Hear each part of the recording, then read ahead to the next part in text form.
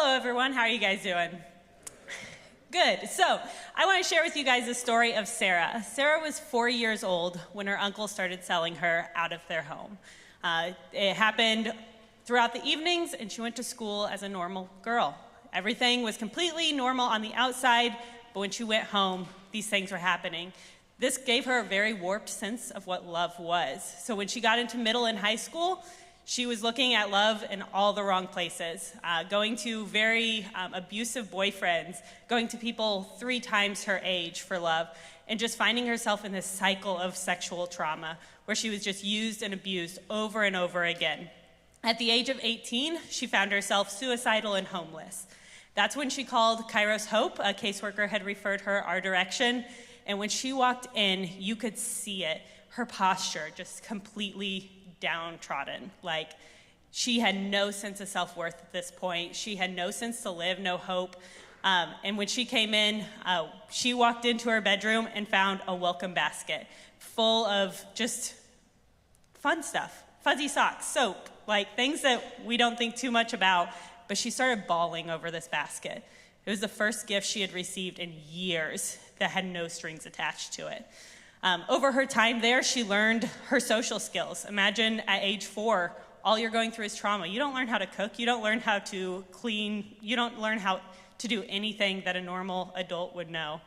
She learned who she is as a child of God, made a profession of faith, and was baptized. She learned how to have healthy relationships and what that looks like. And by the end, she graduated with a full-time job, a house, an accountability partner that was right by her side, and a church to call her family. And that is what we are about. That is what we want to do here. By the end, like, her shoulders were up straight, and here is an amazing picture of her at her graduation, a child of God redeemed. And that is what we are about. So Kairos Hope, we are a residential recovery home for survivors of sexual trauma. A little bit about myself. I have a lot of letters after my name, but that just means I am an expert in trauma, and I love trauma, and I want to help people who have walked through it. So first and foremost, I'm a Christian. Everything we do comes from that worldview. We know that you can only have hope through Christ. And so if we can't offer Christ to these girls, we can't offer them hope. Secondly, I'm a survivor. I've walked this road. I've been in a residential recovery home where I was at my low point. I was self-harming. I was suicidal. I went through trauma. And I had reached a point where I can't do this on my own. And it's there that God met me where I'm at. And that's where the word Kairos comes from. Kairos is a Greek word meaning the time when God met you where you're at. So Kairos Hope is when God met you where you're at and brought you hope. And that's what we're about. I'm a licensed professional counselor, and I do EMDR therapy. So a little bit about what EMDR is. Your left side of the brain, logical. It's where you're going to be doing your math problems. It's where your critical thinking's from, all of those fun things. Your right side of the brain is creative. This is art, your emotions, expressiveness. When you have trauma, you have your amygdala that's in the back of the brain, right here, okay? That gets flared up, and those two sides aren't communicating. So if you know anyone with trauma, or you've walked through it before, you know that a lot of trauma survivors are all logic. Like, I have to do this, I have to do that, I have to do this. Or they're all emotion. They're bawling one minute, they're angry the next. Their emotions are ruling their lives. So our goal is to get those two sides to communicate again. Your emotions, they're valid, but they aren't always true. So putting those two together so that they can really experience that. Also, that amygdala right there goes straight down your brainstem, and it controls all the things in your body. Upset stomachs, headaches, migraines, all of it. So just completely regulating their body when you get that amygdala to stop being in fight or flight all the time. So that is what we're doing. We're doing that type of therapy with them. And then also, I'm a professor at MBU, really helping multiply our impact. We really want people to go out and be counselors from this Christian worldview that have an informed, trauma-informed lens that they can really impact people. So that is what I do. That is who I am, and I am the founder and executive director of Kairos Hope. So, Kairos Hope, a little bit about our history. While I was in that residential recovery home, little 17-year-old me, God met me where I was at and was like, you're going to open one of these. I was like, no, I'm not. Wrong person, try again. And anytime you tell God no, that's what you're doing, okay? So here I am, 18-year-old, just graduated, And I go to my friends, I'm like, this is what I'm gonna do. And they're like, cool, let's do it. I'm like, oh, you were supposed to tell me no. Like, this was supposed to be the end of it.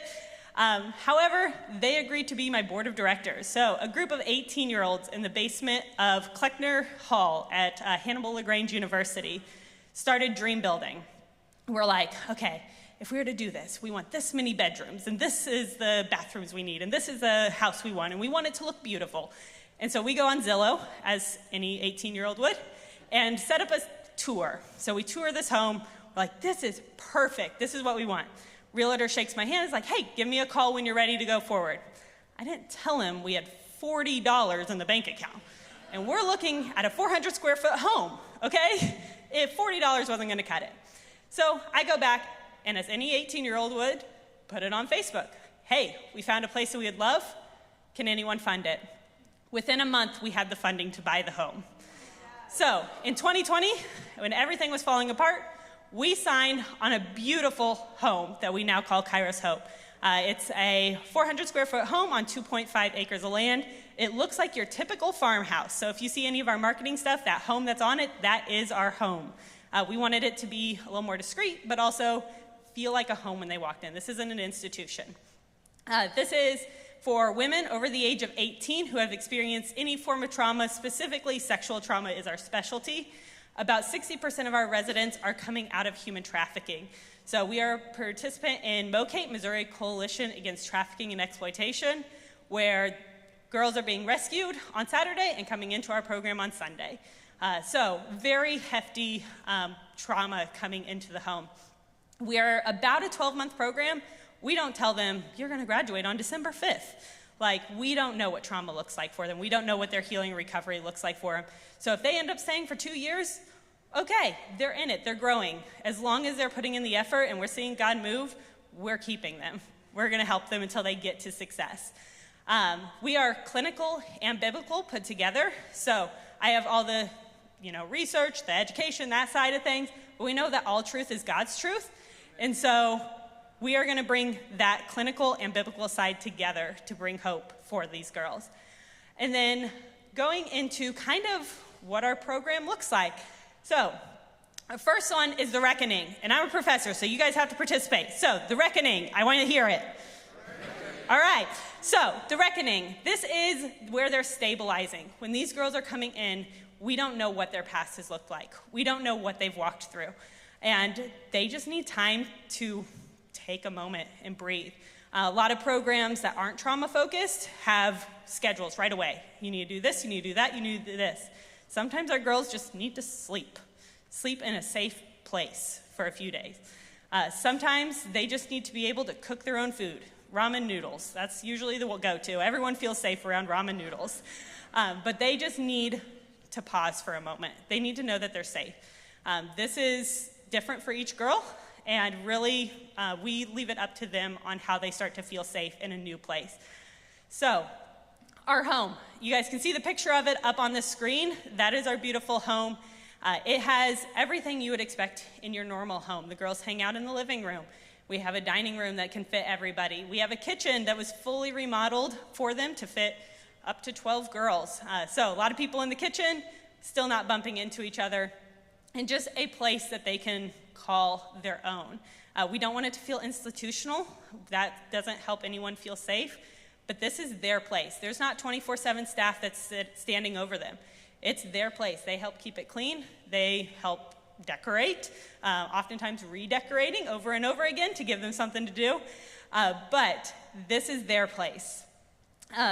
The environment makes such a difference. When they're coming from a place of chaos and they don't know where they're gonna live, many of them coming out of homelessness, they just need a place to call their own. They need a place that feels like home. And how are they ever going to find their own place and know what stability looks like if we don't provide it here for them, if we don't model it here for them? So very family oriented. I have two little ones, 18 months and a 2-month-old, that often come to the home with me. We have volunteers that bring their spouses. Everyone's background check. But we want them to see, what does a healthy family look like? What does that look like? The girls love when my little Eleanor comes in, running around, making a mess of everything they've cleaned, but they get to play with an 18-month-old. Like, that's a blast. And you just see joy come into them. Everyone kind of relaxes when there's little bitties around. So just giving them a space that is home, a family. Next up, we have the rumble. So once again, the rumble. Okay, so we got the reckoning and then the rumble. So once they start feeling safe, we start seeing them let their guards down. They start having a little more calmness, maybe getting their meds and everything kind of adjusted where they are stable. We start digging in. We know that a lot of the behaviors that we see, eating disorders, self-harm, suicidality, addiction, comes from that underlying trauma. Just like Sarah's story, it started at age 4 before all of these things started sprouting up. So with that, we start doing the intense counseling. So I do that EMDR therapy where I keep both sides of the brain activated so that we can get them to start communicating. We also have mentors that are meeting with them and figuring out what barriers are you constantly bumping into. Do you not have job skills that are helping you keep a stable job? Do you have poor relationship skills that you're needing to address? Do you take feedback well? Do you do all of these things that are going to help you be successful? So this is where you dig in. Anytime someone's doing recovery, you see great progress at the beginning and then a huge dip. And that huge dip is right when God's working. This is where they want to quit, but it's also where the hard work is happening. So that rumble, we really are pushing them, and then we get to see them come out on the other side.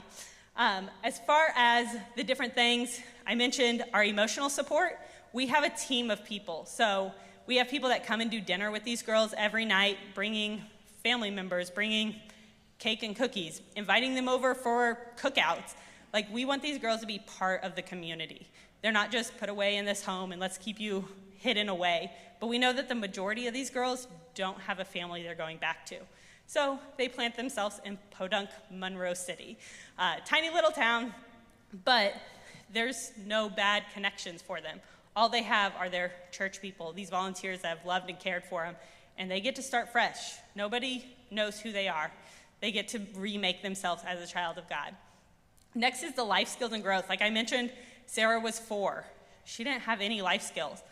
So we help them with budgeting. We help them with hygiene things. We help them with all of those life skills. We even help them learn how to change a tire and check their oil, because we don't want them breaking down on the side of the road and calling that abusive ex to come change their tire.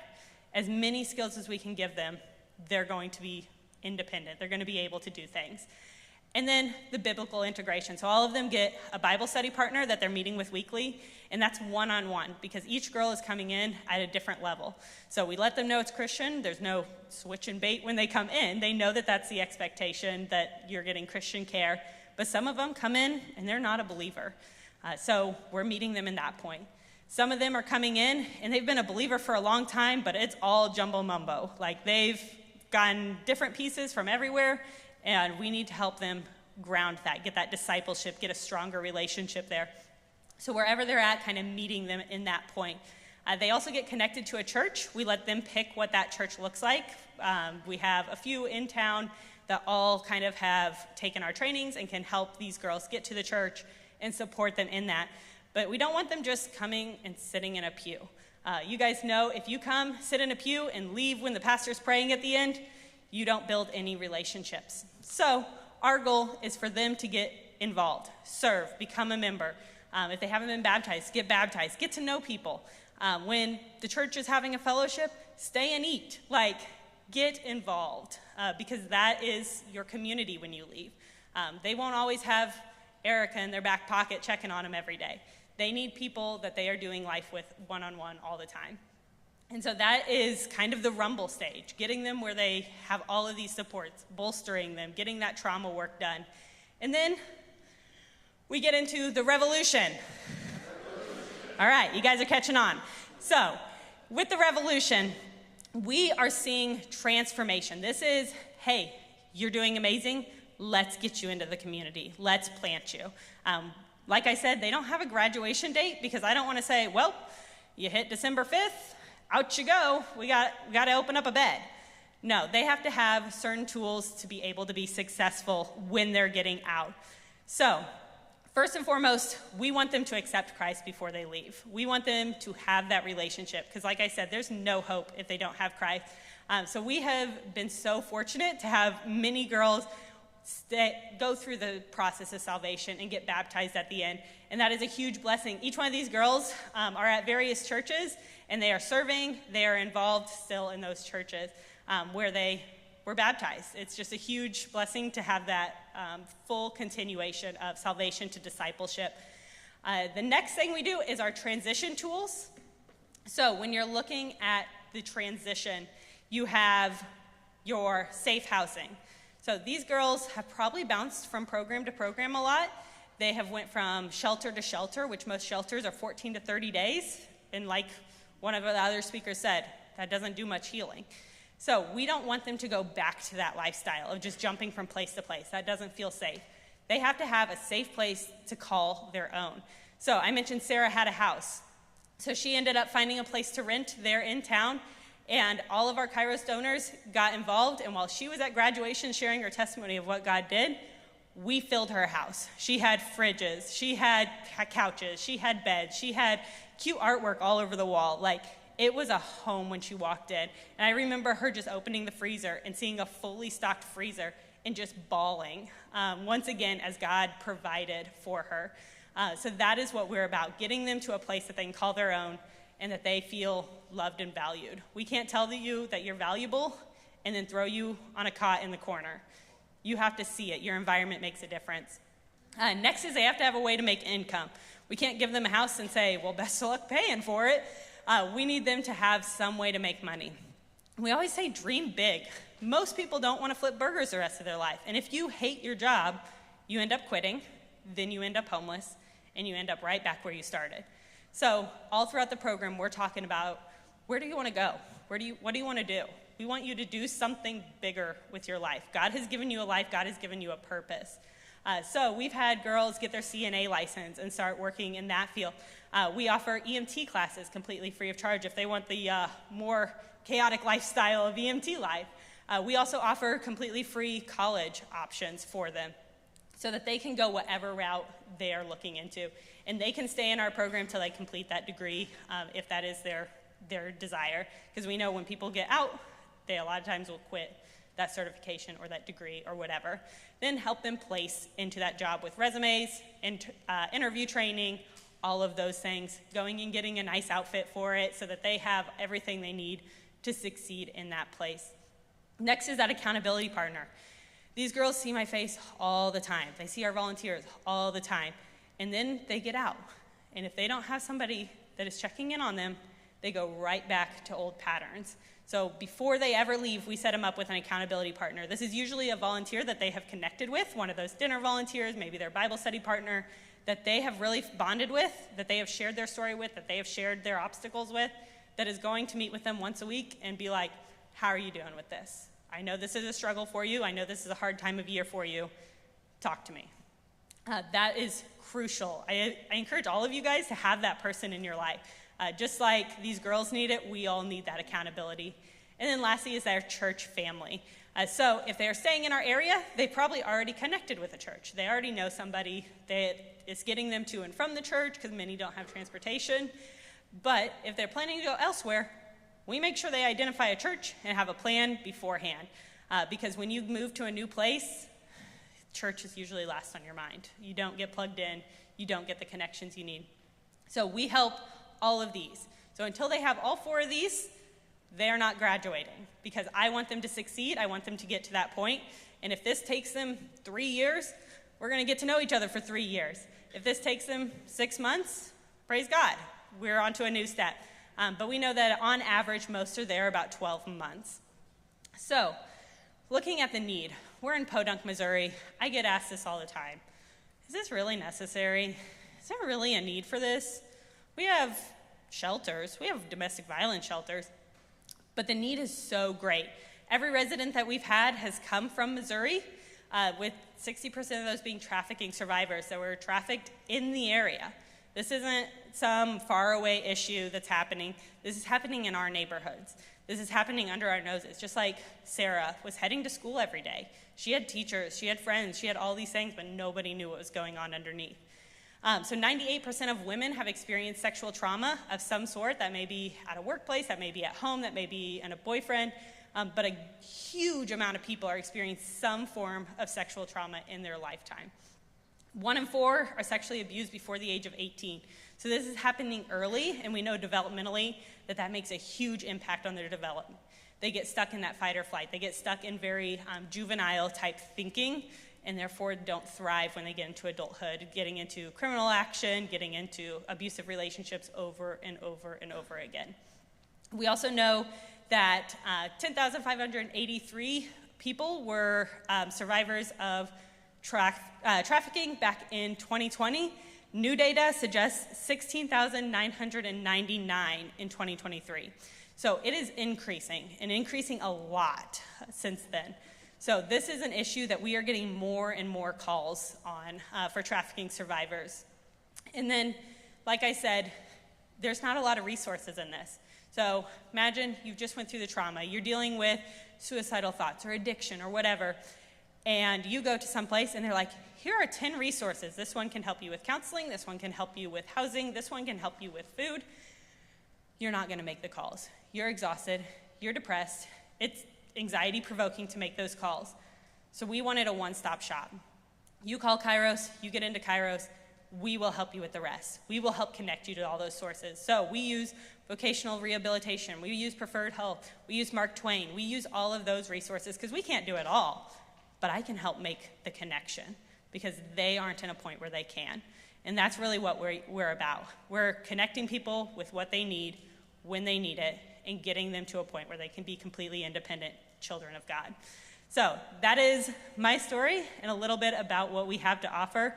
We have a booth out here. I'd love to talk to you guys. I'm a trauma nerd, so if you have questions trauma-wise, love to chat, but also just sharing our resource and helping get the word out. Thank you, guys.